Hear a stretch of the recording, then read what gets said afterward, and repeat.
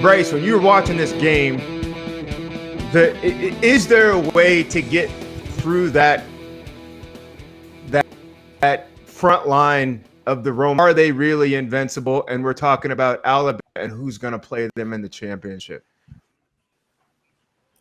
I'm gonna go real quick and say it's the latter, man. I think it's Alabama's to lose. I mean that what Saban does not only week in, week out, but just year in, year out. And Saban kind of talked about it before this game in an interview when he said 25% of his team has changed. I think it's probably more than that because of how many guys they put in the league. It is a next man up scenario with those guys, and what they do specifically to your point on the front seven is ridiculous. Those guys are animals. They're men amongst boys.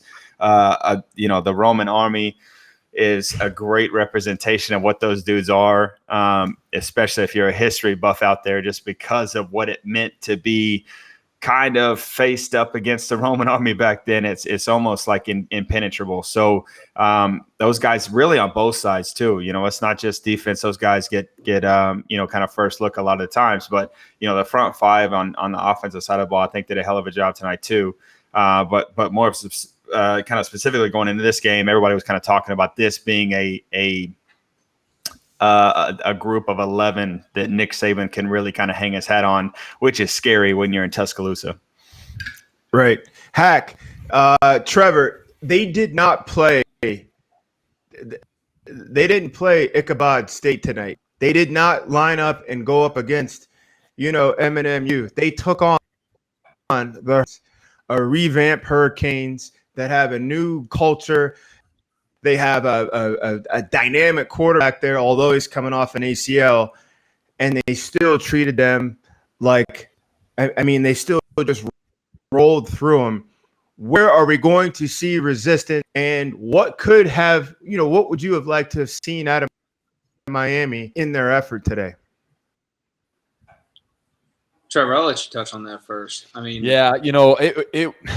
Man, we talk about a year in and year out. Like Bryce said, it's the next man up. What I think is more impressive about that is, as you guys know, as competitors, if you're a top recruited guy or you're hoping to be, one of the guys on the field and you get beat out by a guy that's just better than you, which happens a lot there, at Miami, it's tough to maintain that confidence. So like you said, Bryce, developing that culture within that organization to, hey, that guy's gone now you're the man, and build up that confidence is incredible. So, I would have liked to see Miami go in and compete a little bit better in this game. And I know that's not even fair to say, right? I mean, you see Bryce Young go out there and just absolutely tear it up. You see the defense for Alabama really shut anything and everything down. But like you said, this is the year everybody's been talking about where, hey, Miami is revamped. They're ready to rock and roll. Alabama's maybe not as strong as they have been. They may not even win their conference. And you see them come out and just rinse and repeat the process. It's fun to watch. I'm tired of it. I was tired of it as a player.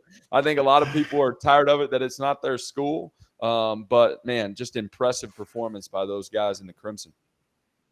I think real quick too, just to touch on that before Hack touches in on it. One, he's got a great name at Bryce Young, but two, he didn't play outside of himself. He was just very cool, calm, collected, and he just did what he needed to do. And I think too, Hack, you've been in that position. Hell, we all have, to where you just look, man.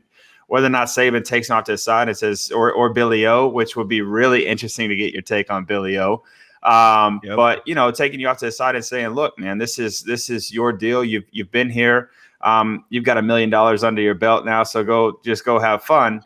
I'll almost be more inclined, if I can, George, to see, Hack, what's Billy O like, in the room, and what do you think he told Bryce before this game? Yeah, so to get to that, I think there's very few places in college football where you get the opportunity to hire a guy at a coordinator position with the resume that Bill O'Brien has. He was a head coach in college football, obviously, at Penn State. I had the opportunity to play for him for a year. And then the guy goes on, was the acting GM and head coach for the Texans for the past few years. And then now he's back in the coordinator role under Nick Saban. And I think that's a testament to how Saban runs his system and how he manages his coaching staff. Those guys are next in line for big jobs all across the country at both the NFL and the college level. I think it's a situation where Bill feels very comfortable because it's very similar to the situation that he came up in New England, where he has a guy who has a culture established, has an expectation level when you walk in that building in terms of how you carry yourself as a player, how you carry yourself as a coach. He has the support defensively, like you were saying, Bryce. I think that defense has an opportunity to be one of the most special defensive units that Alabama's had in the last 10, 15 years. And for him, I think he's benefited from his time in the NFL, adjusting to the new college game, having the opportunity to coach a guy like Deshaun Watson, and what he brings to the table. And then the one thing I always give Bill credit for is the fact that he doesn't stuff a square peg into a round hole. He's going to find out what his guys do well and put them in position to be successful and make plays and execute and move the football. I think you kind of saw that today. Hat, quick question. Yes, sir. Yeah. And you played for Joe Bryan, and you were a young quarterback, just like Bryce Young was a young quarterback for him. How does he prepare you that week leading into like your quarterback test? Yeah. What is he drilling into Bryce Young? What is to him? The bus ride to the game, first at bat. I mean, you rolled into your debut with him. Bryce rolled into his debut with him. Can you just share with us what that was like for Bryce Young? Yeah, and I think that's kind of what I was getting at, George, is that I'm virtually positive it has evolved a little bit. But when I was there, like, he came in running the Patriot system verbatim. So Bill and I really spent a ton of time focusing on defensive football and understanding weaknesses and coverages. His like three things: numbers, leverage, and matchups. We ran the run game, we ran the pass game, we ran identification. So there was a lot on our plate. So for us to really be able to master it, we had to know what we were going up against. So I would imagine that Bill hasn't gotten away from that, and he has really tooled Bryce with the knowledge of the defensive side of the ball to be able to know where the weaknesses are, how to attack it, and so on and so forth. And that's where I was saying is I think today you saw a good little mixture of that newer RPO scheme that has come in since I played for Bill. And I think that he had learned from Deshaun in his time in Houston, and also some pro concepts that he has kept that have been his babies throughout his career. And when you have the kids out there that can run, catch, make plays after the catch, the offensive line, I think that those guys really make Bill's job easy. And I think once Bryce really starts to see it, because it takes a few games to really get a feel for it, but when Bryce really starts to see the defense and understand the opportunities he has, if he has the same reins that I had, he's going to really take command of this thing and have the opportunity to put together a really special season. Scary. The guy already looks 28 anyways. But text with you, Bryce. If you listen to him, he does sound 16. Looks 28. He does. Sounds He's 16. got this. Yeah. It's okay though. It's okay. It's okay. I'll tell you my impression of watching those guys. I was impressed with both. Bryce Young is poised and he made plays. It never felt too big, and he's on the field with real athletes. They brought pressures. They got exotic. They would drop 8 one play, bring 7 the next play, and he handled it. He handled it. Didn't force anything.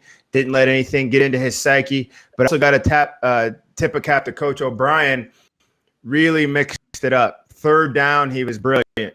I mean, and I understand he's out there playing with 11 NFL players, but you still have to win the game from the visor, then down to the field, and then they got to go out and execute. And he was brilliant. That 94-yard touchdown that Bryce threw with his feet in his own end zone, it was a wide open shot. It was beautiful. It was a deep over. He got him. And then they just kept him off balance, ran threw for 3-5 with a kid that just turned last week in his first game.